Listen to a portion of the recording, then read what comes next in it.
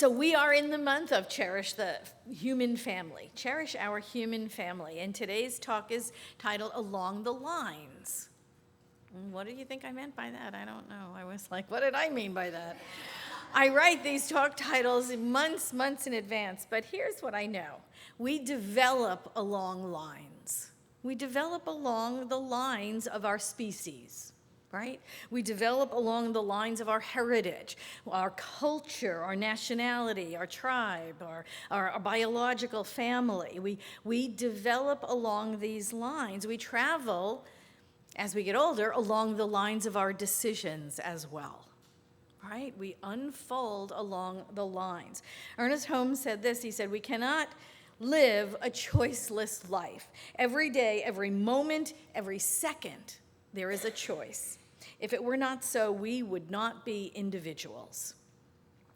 So as we awaken or come to a faith tradition, something like this, we start making better decisions. We start looking within, right, and making more conscious choices. We change the lines that we're traveling. Those lines alter as we grow and evolve. You know, from the very beginning, the development of our species, right, we are the product of evolutionary history. We can see common ancestry.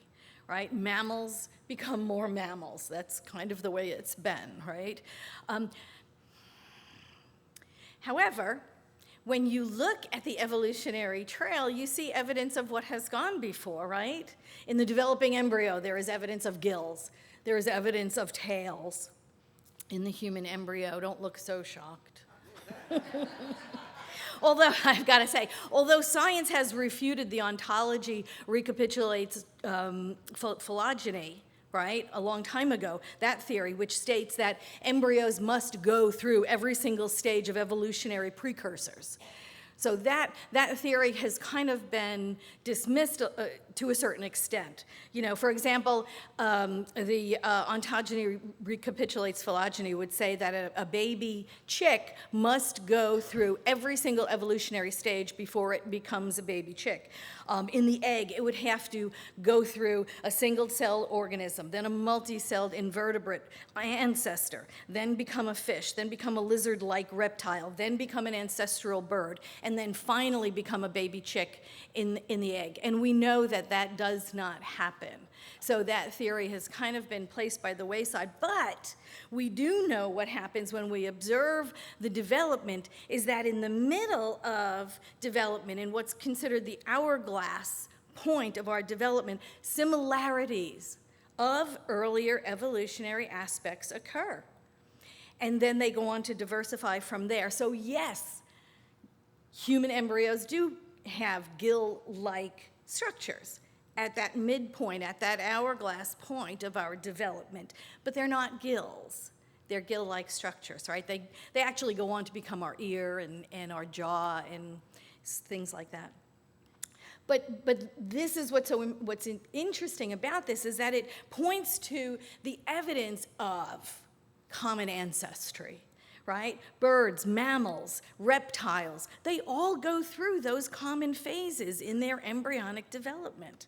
Insects go through similar phases of their own, but phases not shared by mammals. Insects have their own evolutionary development, mammals have their own. So we develop along those lines as well. We develop along the lines of our heritage. Right? Think about it. When you were born, when you came into being, right, you were taught to speak the language your parents spoke. We all did, right? We engaged in the traditions our family engaged in. Religious, cultural, familial. I grew up in New York. I spoke English. I was a practicing Catholic. I went to public school. I celebrated Easter and Christmas and communions and confirmations and birthdays and anniversaries and graduations and marriages, because that's what our family did, right? My family, I mean, we were all Christians, and yet within that same group, there were differences, right? And you would know that within your own family group. Some of us went to midnight mass on Christmas. Some went to church on Christmas Day. Some didn't go to church at all. and still we were considered in the same family. So even within the same faith, we developed along different lines. We develop along different lines all the time. And then there are the differences that go on even beyond the way we were raised, right? When you start reaching a certain age and you start looking at what other family does, what other friends do, friends who may not even share your religion or your traditions, right? I had Jewish friends in junior high school. I learned what they did. I learned their customs. I learned their foods. I learned their celebrations and their ceremonies. Went to bar mitzvahs. It's about enlarging what we see, but observing that different people evolve along different lines. And yet, we are still all part of one human family. Ernest Holm said, "You are united with all." No exceptions. That was my Sid. Okay. Let me go back to Ernest. "You are united with all. You are one with the eternal light itself. The presence of spirit within you blesses everyone you meet, tends to heal everything you touch, brings gladness into the life of everyone you contact. Therefore, you are the blessing to yourself, to mankind, to the day in which you live." We are the blessing because we are spirit and form. So our individual family, regardless of what lines we have chosen to evolve along, we have this in common, that we are all part of this huge family. And then there are cultural differences also as we evolve along different lines. Did you come from a musical family? Anybody come from a musical family, like where everybody played something, right? Isn't that awesome? I did not have that. And we listened to music and we enjoyed music, but it was so interesting to be friends with a family where everybody played a musical instrument and they would get together and just play together. That's just fascinating. Some families are sports families, right? And I bet you've known some of those growing up where everybody played a sport. You had mom and dad were track and field, or somebody was tennis, or somebody was, right, basketball, baseball, whatever. Everybody played a sport. My family wasn't one of those either. But you know what I'm talking about, right? And they develop along those lines. They're sports families. Some families I knew growing up in New York were vacation traveling families. Everybody got thrown into the RV. As soon as there was a week off or a long weekend or something, everybody got thrown in the RV and they went someplace, right? Some families were staycationers. We had a backyard, we had a pool, enjoy it, right? So those are also different lines. We grow along the lines. And it's not until we're exposed to other ways, other traditions, other rituals, other celebrations, do we start to even consider that life might be somehow different from the way in which we saw it, right? In the way in which we were raised. Ernest Holm said there can be no choice unless there's something to choose from, right? Otherwise, the ability to choose would be merely a fantasy. Therefore, there must not only be the possibility of choice, but the liability of experiencing that which is chosen. So it means that there are consequences to our choices, right? There are always consequences. We're free to choose, but we're not free to exempt ourselves from the consequences. What happens after we choose happens. And those of us in this faith tradition, right, and other faith traditions like this one, are committed to our journey of change and self-exploration and personal growth. That's what this faith tradition is about, isn't it? It's the unfolding of our soul on this ever widening, expanding path of self-actualization. And when we observe other people doing other things, engaged in other behaviors, participating in other activities, we begin to realize that there are infinite choices. There are infinite choices in this thing called life. Most of us are here in this room, I think, because we left another faith tradition. We left the faith tradition of our childhood. Anybody come from a different faith? Yeah, look around. A few of us were raised in religious science, but not many of us. We usually grow up in the faith tradition of our parents, or at least one parent, one or the other, right? And we stay in that group that our parents were involved in, and it's not until we realize that there are other ways to be, that there are other ways of belief, do we begin to question what is true about life and what is true about our place in it. We begin to question our own personal cosmology, right? The universe and where we fit in. And we begin to develop along different lines. We begin to develop along those different lines than what we were raised in. And we have that freedom to question and then to choose. And then we choose different lines, right? Not the lines that were chosen for us when we came into this world, but we begin to choose different lines. We grow, we see different ways of being, and we choose different paths, and our line alters. We choose different ways of political affiliation, right? You may or may not be the same political affiliation as your parents. You choose religious differences. You choose spiritual differences, food differences, vacations, hobbies, music. You choose all of that at some point when we question it. We choose to live the life we live. Ernest Holm said, the special attribute of self-consciousness is that which gives us the power of choice.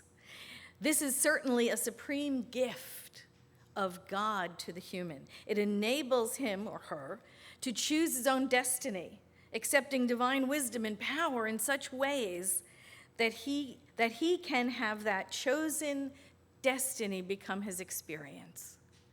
So we get to choose, and then we get to live the consequences of that choice. And this is that great expansiveness of our lives, isn't it? When we discover there's more to life than the way we were raised by our parents. There's an infinite way to express life. And we go from this small sphere of availability, the way we were raised in our own little family, in our own little bubble, with our own little siblings and parents and neighborhood, do we get this larger sphere of availability? There's something bigger out there, calling for us, enlarging us, expanding us, growing us. Everything gets bigger. There's so much to choose from.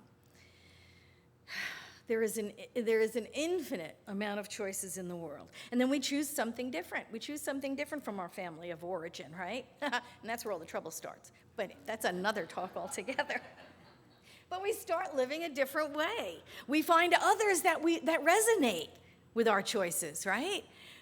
We make different choices, and then we find others who share our opinions or beliefs about this new way of thinking or doing something. And then it's really good to have a group of like-minded people who share our passions and share our pursuits, because we have changed, and now our group is beginning to change. And so we resonate, we are attracted to, we align with different groups. We find our new tribe, right? Someone said sometimes it's not biological family, but it's logical family. And I love that. It is. It is. But here's the interesting thing about that. When we start going down that pathway, sometimes what looks like enlarging our world, we start to shrink because we begin to look at our new way as the only way, right? Our views can narrow until we begin to think that what we are doing is the only right way to do that thing. Whether it's religion or giving up smoking or a particular diet, we can lose objectivity at the very same time we're seeking to express a new way of being. And this is the cautionary tale, isn't it? We read things that support our way of thinking, our new way of thinking. We hang only with those people that align with our new way of being in the world.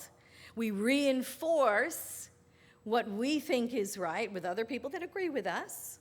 We have our little briefcase we carry around with us. I'm a this, I'm a that, I'm a this, right? You agree? You agree, right?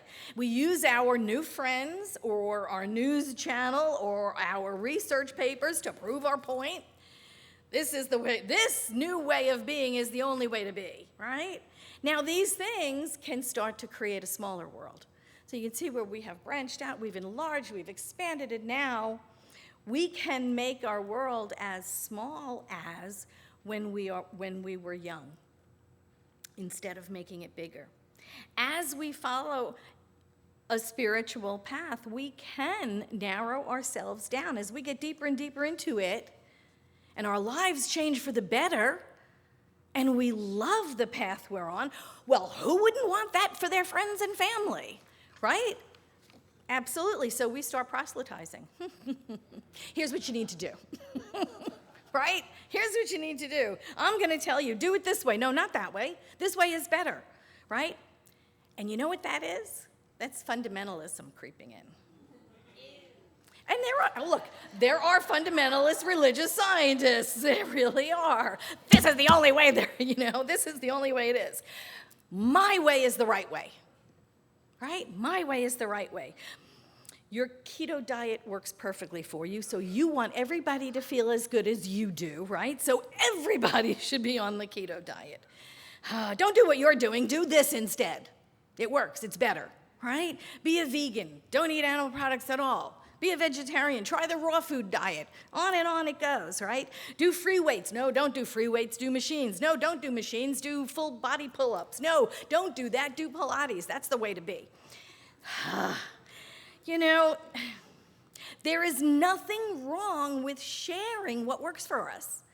Now, and I'm not saying to not do that. There is absolutely nothing wrong with sharing what works for us, what's made us so happy, what has made us so self-actualized and expansive, what has answered our questions and what has answered our personal cosmology about the world. But where it goes wrong is when we begin to rate and rank all of these options, with ours being the best, of course.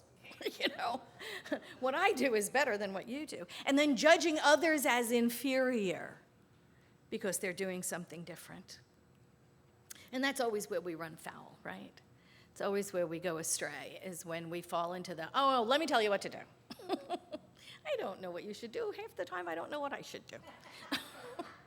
But I know one that does, right? We go to prayer. We just go to prayer. Ernest Holm, in The Spiritual Universe in You, he said, there is within each of us an intelligence which can be called upon, utilized and experienced. Blessed are they who have not seen, in confidence believe, and recognize that in themselves the Creator of all things has poured forth a supreme gift. The ability to choose for themselves what they will think, and then create for themselves a life filled with all the good that they can imagine.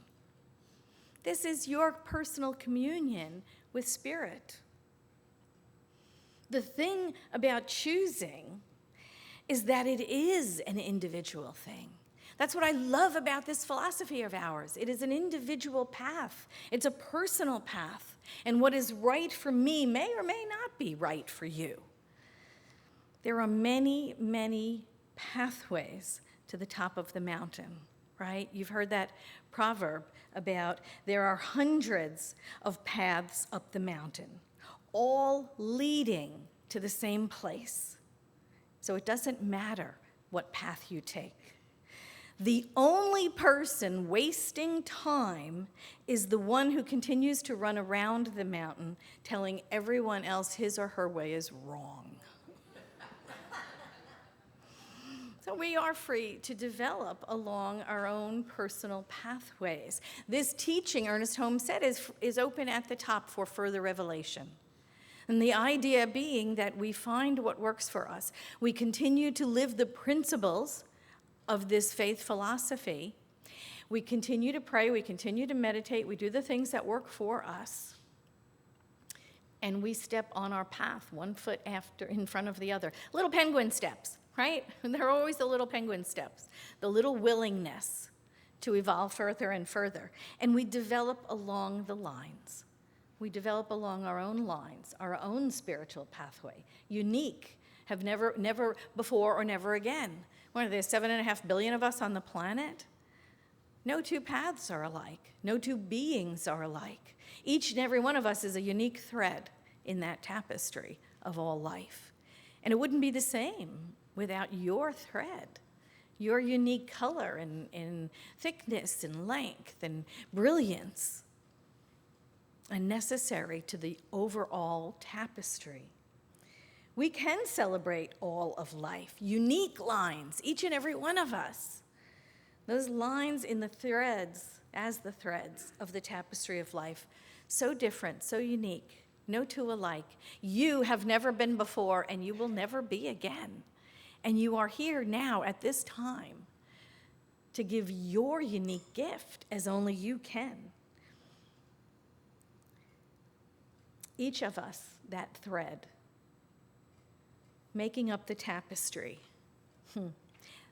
the masterpiece that is our lives. Thank you so much.